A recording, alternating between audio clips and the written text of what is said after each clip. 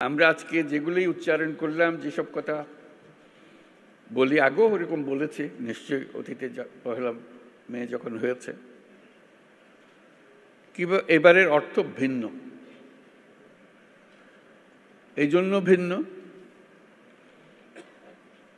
আমরা এই প্রতিশ্রুতি নিয়ে সরকার যাত্রা শুরু করেছে, যেটা ছাত্র, শ্রমিক এবং জনগণের অভ্যুত্থানের মাধ্যমে যেটা আকাঙ্ক্ষা সৃষ্টি হয়েছে, নতুন বাংলাদেশ গড়া।